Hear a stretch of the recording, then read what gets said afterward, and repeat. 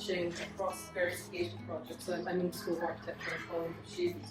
And I've been involved in various architectural teaching projects, as well as various projects as a practitioner. But we start with community engagement projects, and they never quite have the resources to see you through. So you go in, start doing some proposals with creative partners, and they go to train some appreciative include researchers. And they go through a series of questions that starts to identify what it is that they value. So, what are the special memories of living here? If you were to You said kind of locally of presence. Did you find anything else to help overcome it? I think meeting people face to face, so within the university, it was a really risky project, and you get energy going at the university. We thought that if we committed to at least 10 years, working with the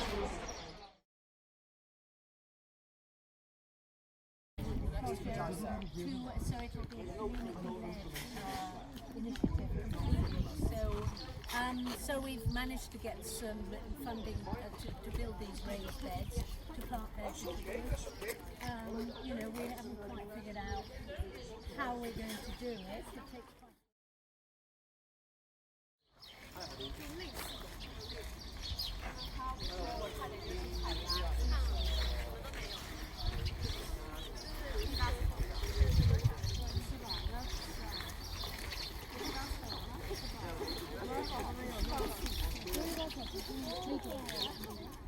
42,000 square metres of catchment that we've intercepted, and what we've done is remove rainwater from the sewer system and put it in the river instead of in the sewer, and using that a rain garden, which is technically it's called vertical biofiltration system. I got it wrong here. Really important in summer, keep the sun off. This material here is a recycled tyre rubber and pea gravel. Allows oxygen and water to go in. Trees are very happy. There's a metre of soil underneath here in plastic boxes. Plastic boxes stop the soil getting too dense. It allows oxygen into the soil so the roots can go wider. So these trees can be much bigger than the others and will grow much bigger. They won't break the roads, won't put up this line. Much longer life, underneath. Very similar to ones in Wood Street, you can't see in the south side. Lots of soil underneath. Take it to there's a lot of ground here that's going in. We've got little footbridges across that people don't walk on. Outside here. Central islands with tarmac trees, and in Japanese cherry trees, the local 434 years ago, so we want to keep them. So what we did, we opened up the tarmac, planted them around. You can stand on the side, you get run over by one Batman. We kept these trees and put spaces in between. Some of them wanted plants, some wanted pollinators. So the one in the middle for pollinators, it's got plants. These are rain gardens. Those have got evergreen, smaller trees because there were services underneath, so we could put less soil in. So we put a shallower species in, and those have got no services underneath, so we could put larger trees in. You can design services around them. You can duct services through, you don't have to divert them. We did lots of trial holes, very few service diversions, because we did all the engineering up front to find out what worked and didn't work within the street. That's very important because you don't want to spend all your money, sorry to say hello to the wife, you don't want to spend all your money on service diversions. You want to spend your money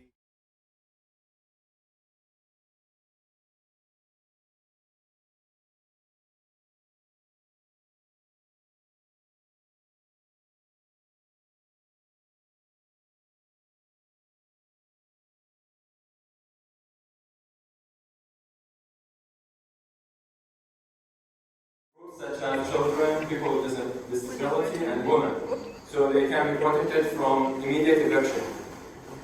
It took SSA 7 years to be successful in achieving these guidelines when the Parliament finally adopted in 2020. And it supported vulnerable groups and protected them. And highlight the situation now.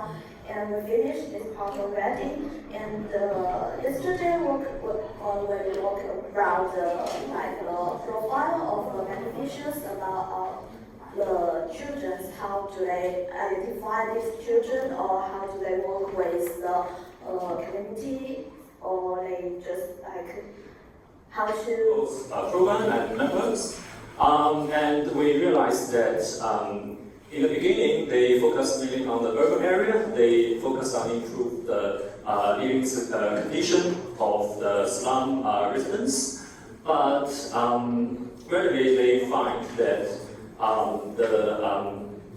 the expense for simple question, but open dialogue to explore more of the background. And City is a very proactive NGO working on wash services in Uganda, and they work in different places, but they focus on Kampala. And they really have a very wide range of working scope, where say natural resource and the waste economy can really improve the local sustainable development. And secondly is the informal sector schools. It can diminish the local inequality and improve the urban environment. So among our the data is how to adapt that kind of data to expand to the policy related to the climate change. So first of all, our progress, our progress from interview is almost done. We completely done with our questionnaire, and we also had the time with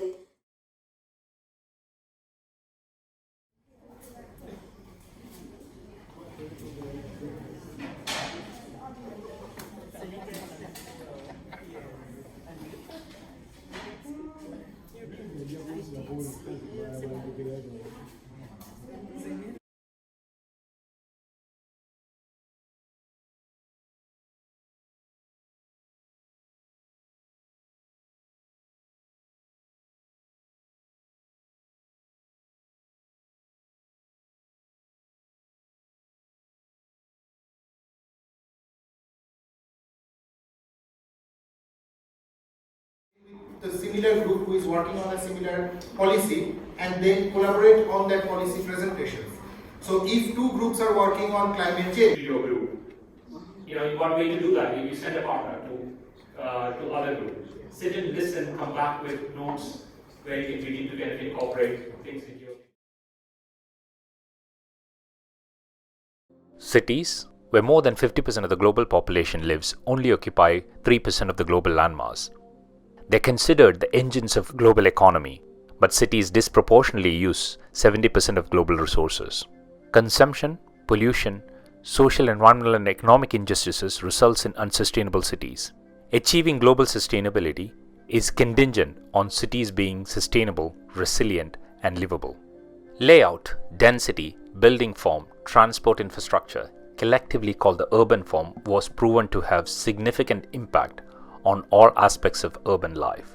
Social, environmental, economic, institutional and spatial subsystems makes the city the most complex thing that we've ever created.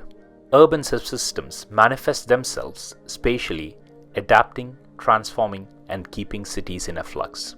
Post-industrial planning approaches are incapable of dealing with the dynamic nature of cities.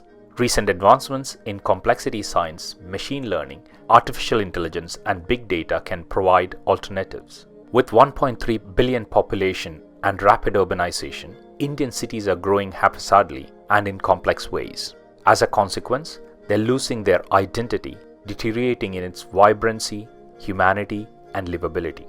Livable urbanism examines rapidly growing cities and the relationships that exist within them between the urban form and quality of life, and develop strategies and interventions that would make the cities livable.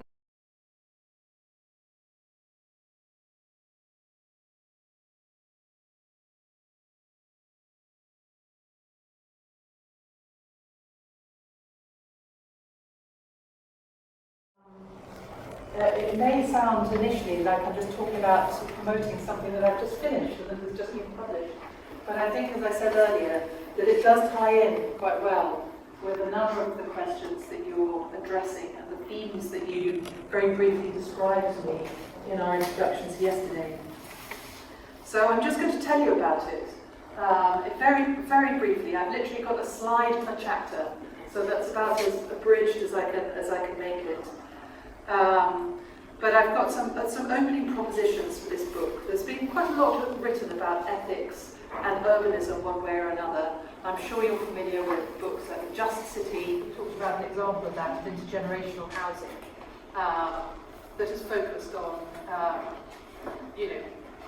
a wide range of different age groups living together, and actually co-locating social spaces for the more elderly people and activities as well with the nurseries and childcare.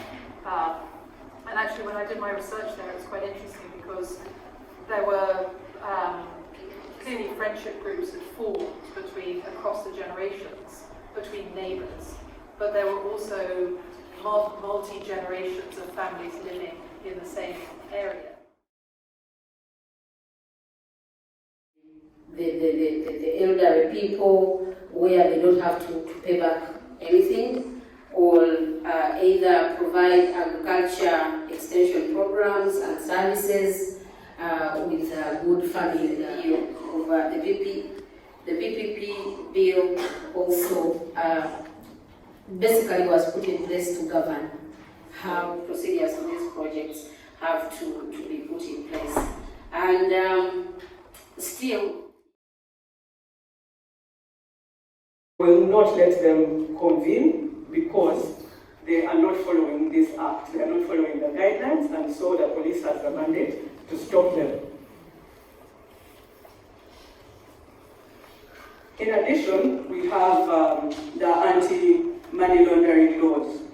So as civil society, we are required to register with the Financial Intelligence Authority. Development support changed and started doing humanitarian support instead.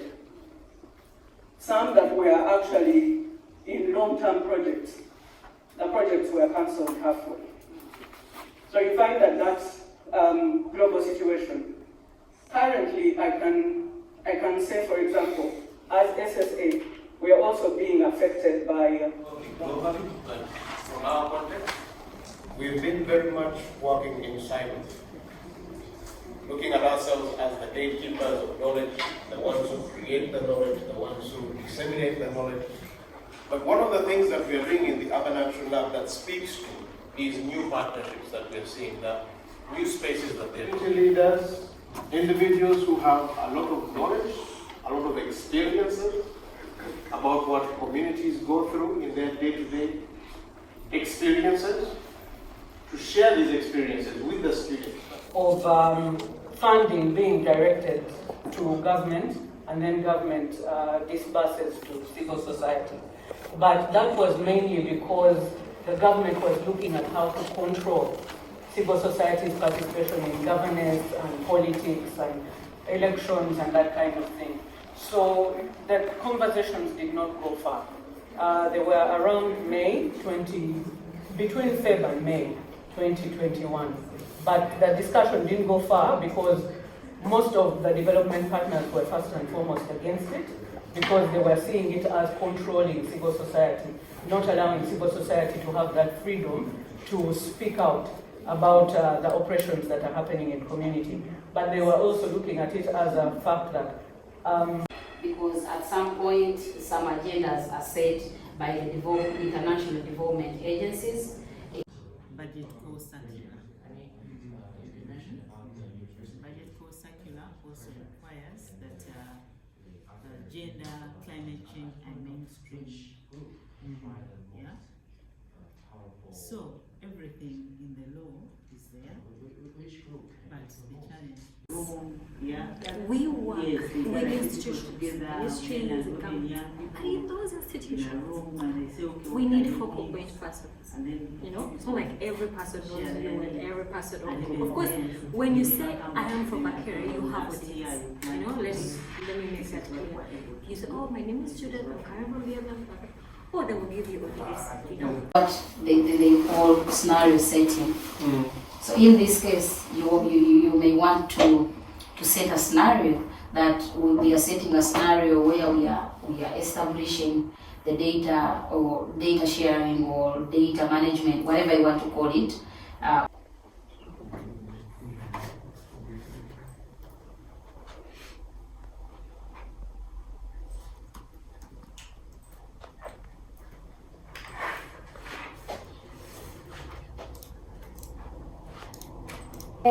But they are not making decisions, so the empowerment just goes until participate there. It's not in the process of making decisions. So I do think that they see participation. Maybe, in two different views of participation and sustainability. Only what we can find in theory, we can find of the vision of Africa of participation and sustainability. Maybe we can develop both ideas.